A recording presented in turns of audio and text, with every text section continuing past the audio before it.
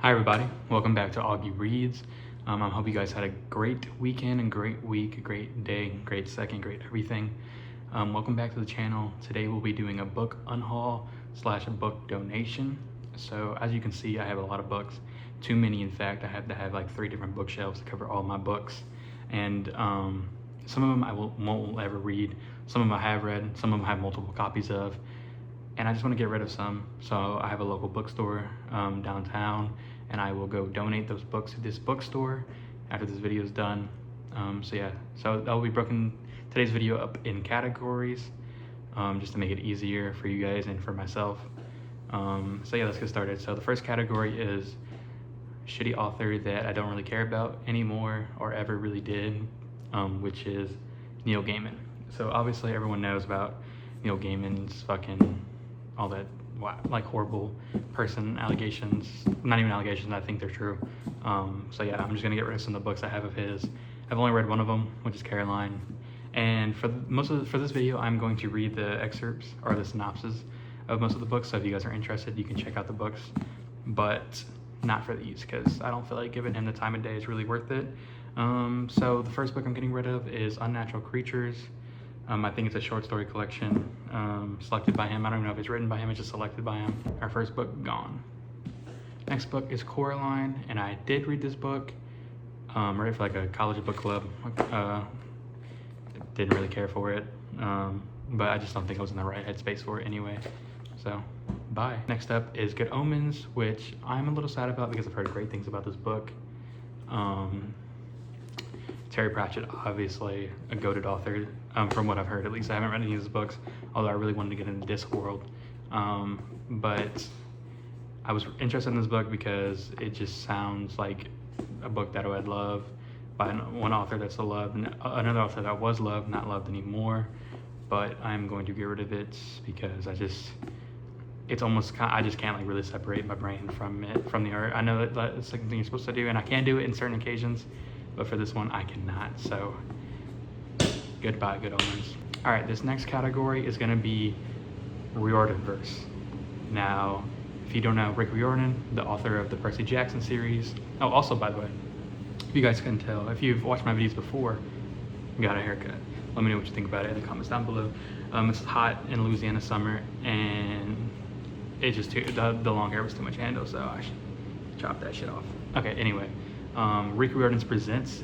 I think he has his own publishing company where he publishes books that were similar to his. So I wanted like a kick, that Rick Riordan kick again, where it's like, you know, reading about mythology and stuff like that. But I bought 2 of them and I just never read them, and I'm kind of not interested in reading them just because they are kind of kids' books and I don't have any tie to them, so I don't have the nostalgia to want to go back and read them. The first book is Dragon Pearl by UNHAUL. I don't know if I'm saying that right. I'm pretty sure it's a Korean mythology book. And I'll read you guys the excerpt real quick. 13-year-old Min comes from a long line of fox spirits, but you never know it by looking at her. To keep the family safe, Min's mother insists that none of them use any fox magic, such as charm or shape-shifting. They must appear human at all times. Min would like nothing more than to escape Jinju, her neglected, dust-ridden, and impoverished planet. She's counting the days until she can follow her older brother, Jun, into the Space Forces and see more of the Thousand Worlds. When word arrives that Jun is suspected of leaving his post to go in search of the Dragon Pearl, Min knows that something is wrong. She decides to run away to find him and clear his name. Min's quest will have her meeting gamblers, pirates, and vengeful ghosts. It will involve deception, lies, and sabotage. She will be forced to use more fox magic than ever before and to rely on all of her cleverness and bravery. The outcome may not be what she hoped, but it has potential to exceed her wildest dreams. This space opera with underpinnings of Korean mythology will transport you to a world far beyond your imagination. Now, this is the cover again. That actually does sound kind of interesting. So maybe one day when I want to read it, I will maybe get it on Kindle or something. But I don't see myself reading it in the near future. So I'm going to get rid of it. But check it out. I'm sure it's great. I love the mythology theme in books.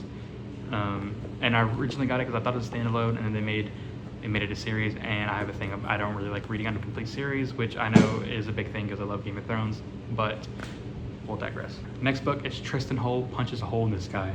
This is by Kwame Mbalia. I hope I'm saying that correctly. I believe it is an African mythology themed book. The cover is pretty cool, and once again, it's that same style of like kind of Percy Jackson like. So let's read the synopsis. 7th grader Tristan Strong feels anything but strong ever since he failed to save his best friend when they were in a bus accident together. All he has left of Eddie is the journal his friend wrote stories in. Tristan is dreading the month he's going to spend on his grandparents' farm in Alabama, where he's being sent to heal from the tragedy. On his first night there, a sticky creature shows up in his bedroom and steals Eddie's journal. Tristan chases it. Is that a doll? Through the forest, and a tug-of-war ensues by his grandmother's mysterious and off-limits bottle tree. In a last attempt to wrestle the journal out of the creature's hands, Tristan punches the tree and accidentally ripping open a chasm into mid-pass, a volatile place with a burning sea, haunted bone ships, and iron monsters that are hunting the inhabitants of this strange world. Tristan finds himself in the middle of a battle that has left Black American gods John Henry and Br'er Rabbit exhausted. In order to get back home, Tristan and these new allies will need to entice the god Anansi, the Weaver, to come out of hiding and seal the hole in the sky. But bartering with the trickster Anansi always comes at a price. Can Tristan save this world before he loses more of the things he loves? That actually sounds pretty interesting, but kind of for the same reasons I'm unhauling the Dragon Pearl book. I'm going to unhaul this one. But if you guys have read any of these books and actually recommend them, let me know in the comments down below. And like I said, I'll probably just like get them on Kindle or something, just because I need more space, and I feel like these books are just kind of being wasted here, just sitting here. So yeah, guys. All right, so the next category is going to be books that I really have no idea why I bought them, how I bought them, what's really going on, and I have no idea anything about them. I have a problem, like I said before, it's gotten better, but I just have a problem with buying books, especially if they're on sale, especially if there's a deal going on, just anything. Like, I'm sure you guys can relate, and I haven't read most of them, although I plan to read more. I've read 7 books this year, guys. That's the most I've read like so far in this span of time in my adult life, which I am very grateful for, because this is motivating me to read more, and I just feel like I'm in a good headspace right now to read, because when I was a kid I was reading a bunch. So yeah, first book, Birds of Paradise by Oliver K. Langmead. Now this cover is actually kind of sick. I fuck with this. I don't remember why I bought this or how I got it, but let's read the synopsis and see what's going on. So there's a big question before the synopsis. Says, what if you were made before death? Isn't that how we're all made? Adam, the first man, still walks the earth, exhausted by the endless destruction. He is a shadow of his former self, and he is not the only one. The first animals are scattered across the world, hiding in plain sight from mankind. But now pieces of the garden are turning up on earth, and Adam is determined to save the pieces of his long-lost home. With the help of Eden's undying exiles, he must stop Eden becoming the plaything of mankind. Gathering the scattered pieces of paradise across America and the British Isles with magpie, owl, and other animals, Adam must risk it all to rescue his friends and his home, because rebuilding the garden might be the key to rebuilding his life. Okay, so we got an Adam and Eve type story. Don't know if that's really my thing. Sounds interesting though, a little bit, but oh, okay. Open it up, and this is the first page. That's kind of a mysterious kind of art. So yeah, guys, let me know if you have read this book, if it's any good, if you've heard about this author. I really have no idea how I got my hands on this, and hopefully it goes to someone better in need. Okay, the next up in this category is My Dearest Darkest by Kayla Cottingham. Wow, Kayla Cottingham. Sorry, I was trying to read it backwards on my camera, and obviously I can't do that. This one has 2 stickers on it, which is kind of a pet peeve of mine on Barnes & Noble, but is the buy one get one 50% off, which I'm sure that's probably why I got it, and our monthly pick of BNN, which I'm not really sure what that means. I'm a sucker for a buy one get one half off, especially at a bookstore. So this is something I got, probably was expecting to read it, never did read it, don't even really know what it's about. Oh wow, I opened it up in the middle and there is texting in the pages. So that is actually something I've never seen before. Oh, it keeps going. Okay, wow. That's pretty unique actually, I've never seen that before. So yeah, let me guys know if you've read this one. All right, let's read the back. Finch Chamberlain is the newest transfer student to the ultra-competitive Ulalum Academy. She's also not what she seems. Before school started, Finch and her parents were in an accident that should have left her dead, but something monstrous and ancient and terrifying wouldn't let her die. Finch doesn't know why she woke up after her heart stopped, and ever since, she's felt a constant pull to the town of Rainwater, like something there is calling to her. Selena St. Clair rules this school is hard to pronounce. Ulalume. Ulalume?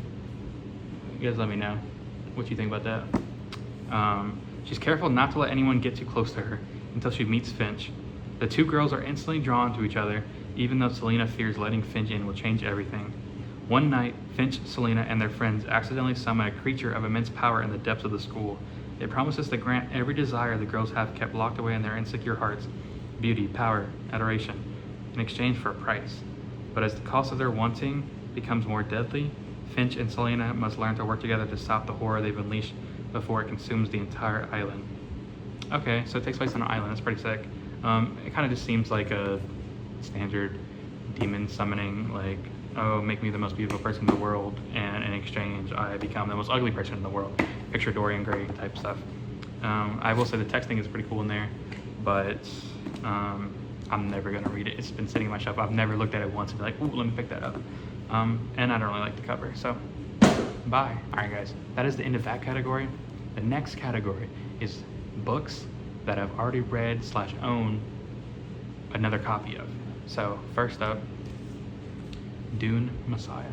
Oh my God, why are you unhauling Dune? Oh my God. Guys, don't worry. I don't know if you can see it in here. I own Dune Messiah, the special edition. Now, I haven't read it. I've read Dune, but not Dune Messiah. I will be reading Dune Messiah before the movie comes out, so don't worry. But yeah, I mean, this is the standard, like, paperback. The new version does them at least. Really sick cover. I mean, I love Dune, the first book, and I love the first two movies. And this is no shade or no like hard feelings towards this one. I just have a better version of it, and I don't really see a point in me having two copies of it. It seems kind of a waste, right? But anyway, I'll still read the synopsis of this one. Dune Messiah continues the story of Paul Atreides, better known and feared as the man christened Muad'Dib. As Emperor of the known universe, he possesses more power than a single man was ever meant to wield. Worshipped as a religious icon by the fanatical Freeman, Paul faces the enmity of the political houses he displaced when he assumed the throne, and a conspiracy conducted within his own sphere of influence. And even as House Atreides begins to crumble around him from the machinations of his enemies, the true threat to Paul comes to his lover, Chani, and the unborn heir to his family's dynasty. Now, I've heard mixed things about Messiah. A lot of people say it's better than Dune, and I've also heard a lot of people say it's like not good at all. But I fear, I've heard, I don't know if this is true, guys let me know if this is true. I've heard that he wrote this book primarily because he wrote Dune, and when people read Dune, they were kind of thinking that Paul was like a good guy, Paul was like a savior, and that is not his intention of what he was trying to make Paul out to be. So he wrote this book to show everybody that Paul's a bad guy. So I want to see what they do to Paul. I know some spoilers in here. I'm not going to say them in case you guys want to watch the movie and read the book, because there's some major spoilers. But I will be reading this year's. If you guys want to see a review of that, let me know. But that is, yeah, book Dune Messiah unhauled. All right, next a book in this category. Now, I love this book, and I know you guys love this book. A Game of Thrones. I will say, one of the worst covers ever. Not really, but it's not interesting at all. My other new cover that I have, way better, way more interesting, way more modern. I know this is like that. This evokes that early like 90s, early 2000s fantasy books, which I know a lot of people love. Not my favorite. I like where we're going with better art and stuff like that. But yeah, I am only getting rid of this one because I own it in a different version, a better version, and I've already read it. But I mean, what more can I say about this book? If you guys don't know, I have a ranking of all the Game of Thrones books on my channel. So guys, please go check that out. I would love for you guys to see that and let me know what you think about that. But I will still read this one. This one's a little longer, so bear with me. Here's the first volume in George R.R. Martin's magnificent cycle of novels that includes A Clash of Kings, Storm of Swords, and A Feast for Crows. As a whole, the series compromises a genuine masterpiece of modern fantasy, bringing together the best genre has to offer. Magic, mystery, and intrigue, romance, and adventure fill these pages and transport us to a world unlike any we have ever experienced. Already hailed as a classic, George R.R. Martin's stunning series is destined to stand as one of the great achievements of imaginative fiction. Long ago, in a time forgotten, a preternatural event, I've never heard that word before, threw the seasons out of balance. In a land where summers can last decades and winters a lifetime, trouble is brewing. The cold is returning, and in the frozen waste to the north of Winterfell, sinister and supernatural forces are massing beyond the kingdom's protective wall. At the corner of the conflict lie the Starks of Winterfell, a family as harsh and unyielding as the land they were born to, sweeping from a land of brutal cold to a distant summertime kingdom of Epicurean plenty. Here is a tale of lords and ladies, soldiers and sorcerers, assassins and bastards who come together in a time of grim omens. Here an enigmatic band of warriors bear swords of no man-made metal. A tribe of fierce wildlings carry men off into the madness. A cruel young dragon, Prince barters his sister to win back his throne, and a determined woman undertakes the most treacherous of journeys. Amid plots and counterplots, tragedy and betrayal, victory and terror, the fate of the Starks, their allies, and their enemies hangs perilously in the balance as each endeavors to win the deadliest of conflicts, the Game of Thrones. I don't know how I feel about that synopsis of the book. I don't know if it really evokes the feeling, but maybe it's just because I read the story and I know where it goes. But let me know what you guys think. It does have a little, I know there's a title, there's a word for this. I don't, blurb maybe? I think it's a blurb from Robert Jordan, which is the Wheel of Time author, which is a very good blurb to have on your book as another fantasy author. It's one of the most popular fantasy series. Yeah, the book Unhauled. So yeah, guys, thank you so much for watching this video. If you did watch it, comment Unhauled down below if you made it this far in the video. Please like and subscribe. This video is coming out, and I'll just let you know my next video on Friday is me coming over some new book releases of May 2026. That's one thing I want to have every month is a book releases video, just because I feel like it's very topical and a lot of people like to watch it, and it's good for me too because I want to know. I want to like know more recent books coming out, because a lot of books I've read are like older books, and I want to be on the hype train of reading books. Not on the hype train, but I want to be part of the conversation of new books coming out, because I went to the release party of Sunrise of the Reaping, the Hunger Games thing, and that was one of my favorite experiences, reading that book and just seeing all the discourse of it online and talking to people about it. It was great. But yeah, guys, Auggy out, and I'll see you Friday.